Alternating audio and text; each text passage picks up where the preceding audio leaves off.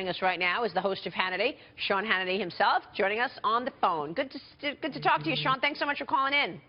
Hey, Maria, how are you? It's always good to watch your show. What's going on? Thank you. Well, we watched your interview last night. Great interview with Mike Pence. He's proposing this big spending by saving money elsewhere. What do you think about this? I know that you raised the flag and concerns last night during your interview, but $1 trillion in infrastructure spending, could it jumpstart the economy? It's not exactly what conservatives wanted to see.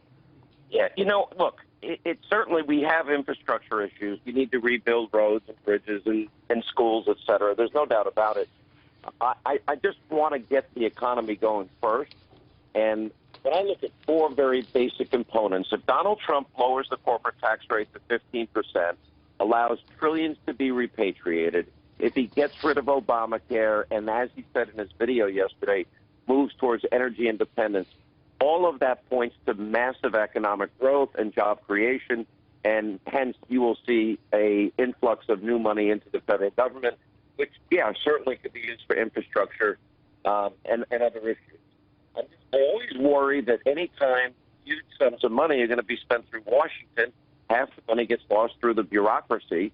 And what I was trying to get out of Governor Pence, who I like a lot, is there a way to bypass all of the bureaucratic red tape and all of the committees and all of the ways the money are going to be spent and get the money directly to the projects that are needed and necessary so you actually get $1 trillion? Now, we've got to pay for it as we go. This president has accumulated more debt than all 43 presidents before him combined. You can't not pay attention to the debt. Interest rates are low now, but at some point they're going to go up. When they do, that's going to be a lot more money, a bigger burden on the American people. Yeah. Yeah, no, I think the rollback of regulations is real important because small business in particular has been getting just strangled. Hammered. Yeah, from Dodd-Frank to the EPA and Obamacare. Yeah, look, listen, you and I are in full agreement about that. Look, if I would argue that in the first 100 days, at least 90% of the damage that Obama has done in the last 8 years is going to be wiped off the books, because so much of what he has done has been through regulation, illegal, unconstitutional executive orders, et cetera. So, especially on an issue like energy, for example, Donald Trump mentioned fracking. He mentioned shale oil. He mentioned drilling. He mentioned clean coal energy. All of that, number one, it has the added bonus of making us energy independent. It's the lifeblood of our economy, and it is good for national security, as we're not dependent on foreign countries that hate our guts for that lifeblood. So I think it's really, really a crucial component towards economic growth. And it's also something that can help our allies. For example, Western Europe is beholden to Vladimir Putin. He ever turns off the spigot of energy, they're in trouble. So if we get energy production up to a high level, we'll probably have the potential to even export some of these energy resources, of which we have, 200 years at least worth. Yeah, here's Dagan. Sean, hey, it's Dagan. Thanks for coming into the studio today. Dagan, why do I like you so much? We have to go back to our Ask Sean segment where you beat me up every night. Yeah, and I actually enjoyed that, so I'll come on anytime.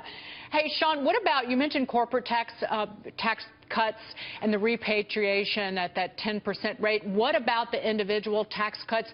Should Trump push to do both of those at the same time? 100%. 7 brackets to 3.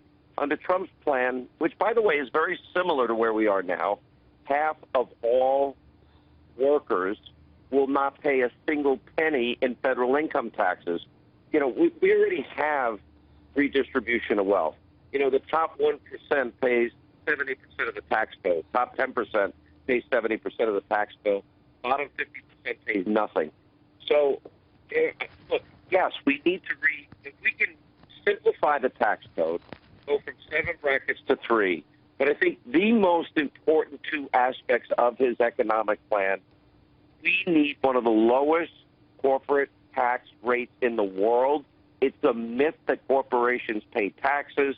They pass on those costs to consumers. That's an additional tax on us. But more importantly, if you add a lower corporate tax rate of 15% and repatriation of trillions, what that means is we're incentivizing multinational corporations to set up shop right here in America. And I would even go a step further. Because Trump is saying, okay, trillions of dollars parked in Belize and the Caymans and all these tax havens. You bring it back here, you invest in infrastructure and factories and manufacturing centers. If you do that, maybe even he should offer them a lower tax rate. If you invest X billions of dollars in Milwaukee or Detroit or cities that are dying to rebuild factories and manufacturing centers, why not get an additional tax incentive? Yeah. What if instead of a 10% repatriation tax, what if it's 5%? Oh, they'll bring the money back, that's for sure. Go ahead.